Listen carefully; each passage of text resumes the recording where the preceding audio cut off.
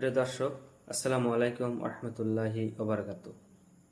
আমাদের শরীরে একটি গুরুত্বপূর্ণ উপাদান হচ্ছে হিমোগ্লোবিন, কিন্তু আমরা জানি না আমাদের শরীরে হিমোগ্লোবিন কমে গেছে কিনা।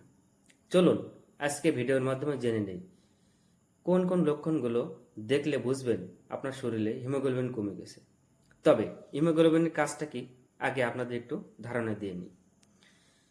হিমোগ্লোবিনের কাজ হলো অক্সিজেন বহন করে কোষে কোষে পৌঁছে দেয়া। 2. CO2 অর্থাৎ কার্বন ডাই অক্সাইড বহন করে ফুসফুসে পৌঁছে দেয়া। 3. রক্তে অ্যাসিড ও ক্ষারের সমতা বজায় রাখা। 4. পিত্ত মলমূত্রের পিগমেন্ট তৈরি করা। এইগুলো হচ্ছে হিমোগ্লোবিনের কাজ। চলুন এখন জেনে নেওয়া যাক কি কারণে হিমোগ্লোবিন কমে যায়। 1. সব ধরনের রক্ত স্বল্পতার কারণে হিমোগ্লোবিন কমে যায়।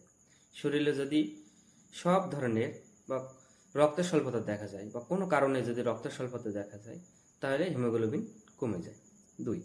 2. অস্থিমজ্জার অকার্যকারিতা। অস্থিমজ্জাটা হলো মানুষের শরীরে হাড়ের ভিতরে এক ধরনের টিস্যু থাকে। এই টিস্যুর কাজ হলো শরীরে নতুন রক্তকণিকা তৈরি করা। যদি কোনো কারণে এই টিস্যু অকার্যকারিতা হয়ে যায় বা এই টিস্যু কাজ করা বন্ধ করে যায় তখন হিমোগ্লোবিন কমে যায়। 3. আয়রনের অভাব। শরীরে যদি আয়রনের ঘাটতি দেখা যায় তাহলে হিমোগ্লোবিনের পরিমাণ কমে যায়। আসুন এবার কি কি লক্ষণ দেখলে বা কি কি সিমটম দেখলে আমরা বুঝতে পারবো যে আমাদের শরীরে হিমোগ্লোবিন কমে গেছে। 1. ত্বক ও চোখের ফ্যাকাশে দেখা। এক মানুষের শরীরে যদি হিমোগ্লোবিন কমে যায় ত্বক এবং চোখের ফ্যাকাশে ভাব দেখা যায়। নখ সহজে ভেঙে যায়। হিমোগ্লোবিনের অভাবে নখগুলো সহজে ভেঙে যায়। এছাড়া আরেকটা গুরুত্বপূর্ণ লক্ষণ হচ্ছে শীতকাল না হওয়ার কারণেও অস্বাভাবিক হারে হাত ও পা ঠান্ডা থাকে, মেজাজ খিটখিটে হয়। এই লক্ষণগুলো দেখলে বুঝতে পারবেন আপনাদের শরীরে হিমোগ্লোবিনের পরিমাণ কমে গেছে। এখন জেনে নেওয়া যাক কোন খাদ্য খাইলে মানুষের শরীরে হিমোগ্লোবিনের পরিমাণ বৃদ্ধি পায়। ফলমূল, শাকসবজি, আমিষ, বীজ ও বাদাম।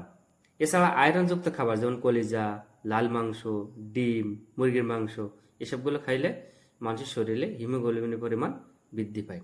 তবে খাওয়ার 1 ঘন্টা আগে এবং 1 ঘন্টা পরে কখনো চা বা কফি খাওয়া যাবে না, কারণ চা ও কফিতে এক ধরনের ট্যানিক থাকে যেটা আয়রন শোষণে বাধা দেয়।